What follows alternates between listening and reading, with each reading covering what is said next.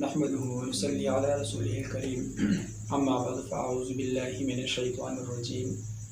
بسم الله الرحمن الرحيم يا ايها الناس اعبدوا ربكم الذي خلقكم والذين من قبلكم لعلكم تتقون صدق اللہ العظیم۔ یہاں تک 3 گروہوں کا بیان تھا، مسلمان، کافر اور منافق۔ یہاں سے ان کا بیان ختم ہوا اور اب ان تینوں گروہوں کو، ان تینوں جماعتوں کو یہاں سے خطاب ہے۔ یا ایھا الناس، اے لوگو، اعبدوا ربکم، عبادت کرو، بندگی کرو اپنے رب کی۔ کون سا رب؟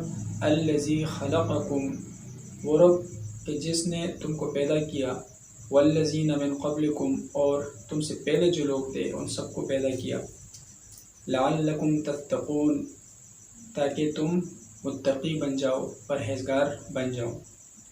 تو یہاں سے ان تینوں جماعتوں کو ترغیب ہے اپنے رب کی عبادت کی۔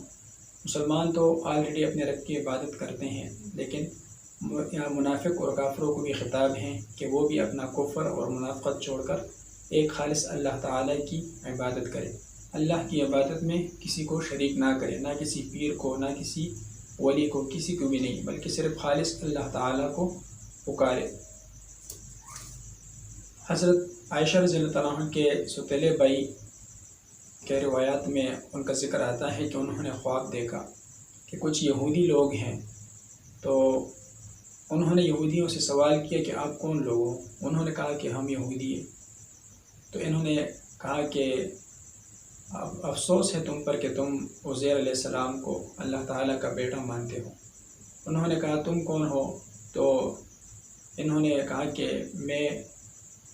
میں مسلمان ہوں۔ تو یہودیوں نے اعتراضاً ان کو جواب دیا کہ ہمیں بھی افسوس ہے کہ تم اللہ اور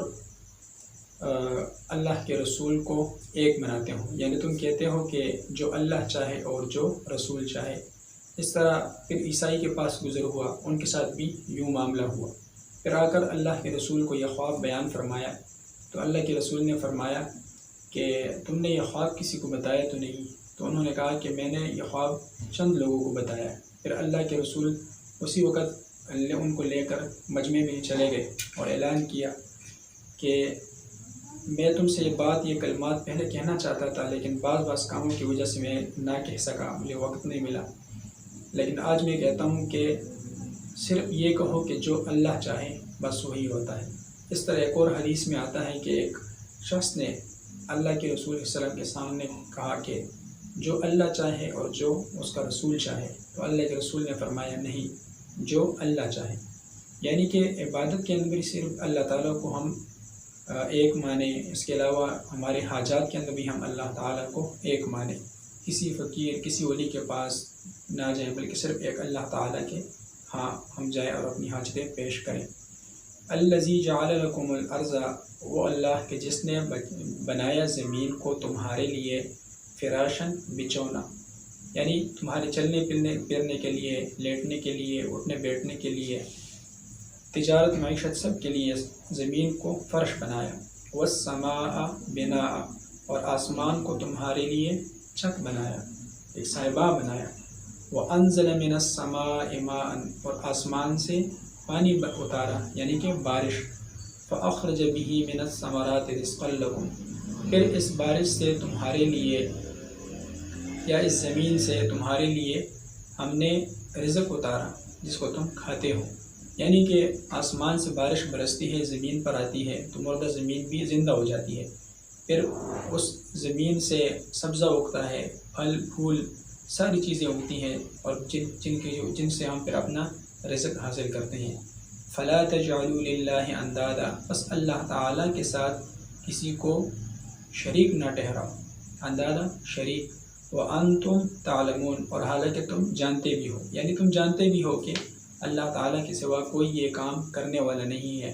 تو اس لیے صرف اللہ کو ہی خالص کر کے پکارو، اسی کی عبادت کرو، اللہ کے ساتھ کسی کو شریک نہ کرو۔ وَإِن كُنتُمْ فِي رَيْبٍ مِّمَّا نَزَّلْنَا عَلَىٰ عَبْدِنَا، یہاں سے خطاب ہے کفار کو، منافقین کو، یہود کو بھی، کہ اگر تم شک میں ہو کہ اس کتاب سے جو نازل کیا ہم نے، تو یہاں سے ایک شعبہ جو کافر کرتے تھے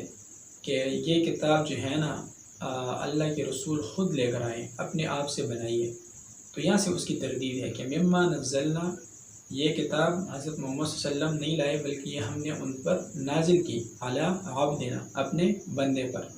تو یہاں سے جن لوگوں کا عقیدہ ہوتا ہے کہ اللہ کے رسول نور ہے اور وہ بندے نہیں ہیں، تو یہاں پر اللہ کے رسول کے لیے عبد کا لفظ استعمال ہوا، یعنی کہ وہ بندے ہیں۔ جس طرح ہم عام بشر ہیں، ہمارے جسم ہیں، ہم کھاتے پیتے ہیں، اٹھتے بیٹھتے سوتے ہیں، اس طرح اللہ کے رسول بھی تھے۔ فَأْتُوا بِسُورَةٍ مِّن مِّثْلِهِ، تو اگر تم سچے ہو تو تم ایک صورت لے آؤ اس کے مثل۔ وَادْعُوا شُهَدَاءَكُمْ، اور پکارو اپنے مددگاروں کو، ان کو بھی بلاؤ،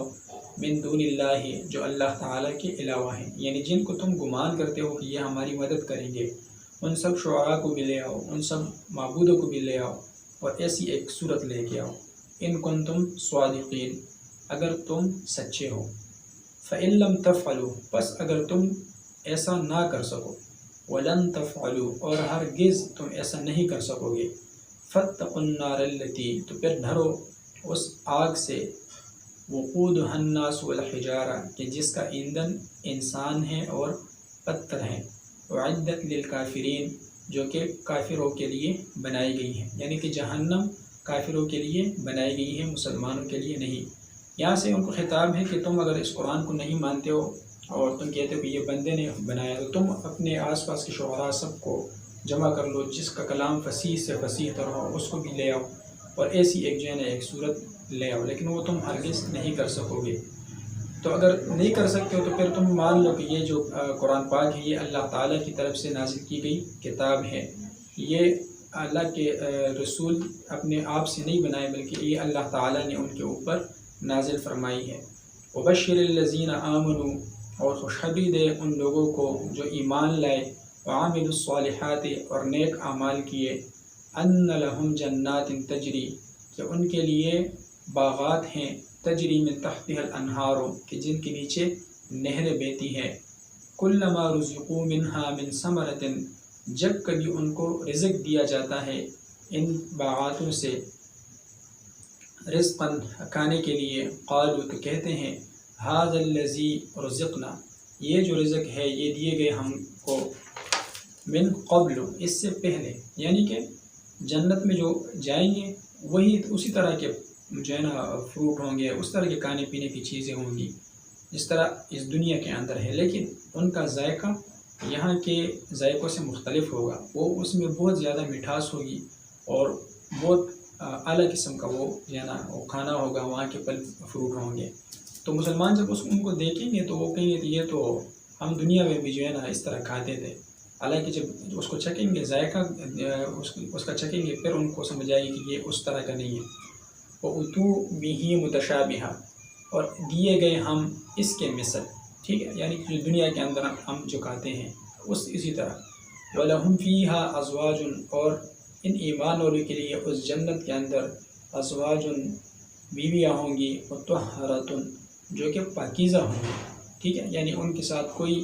گندگی نہیں ہوگی، کوئی حیض نہیں ہوگا، کوئی ان سے بدبو نہیں آئے گی، کوئی پسینہ، کچھ بھی نہیں، بلکہ وہ صاف ستھری ہوں گی۔ وَهُمْ فِيهَا خَالِدُونَ، اور یہ ایمان والے اس جنت کے اندر ہمیشہ ہمیشہ رہیں گے۔ یعنی کافروں کے لیے بتایا کہ ان کے لیے نار ہے، عذاب ہے، کیونکہ وہ منکر ہوئے، اللہ سے منکر ہوئے، قرآن سے منکر ہوئے، آخرت سے منکر ہوئے، اور ایمان والے جو ایمان لائے اور انہوں نے یہ سب چیزیں مانی کہ بے شک عبادت کرنے کے لائق صرف اللہ تعالیٰ ہیں،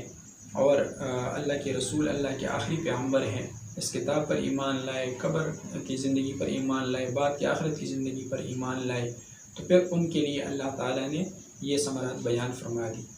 وآخر دعوانا ان الحمد للہ رب العالمین۔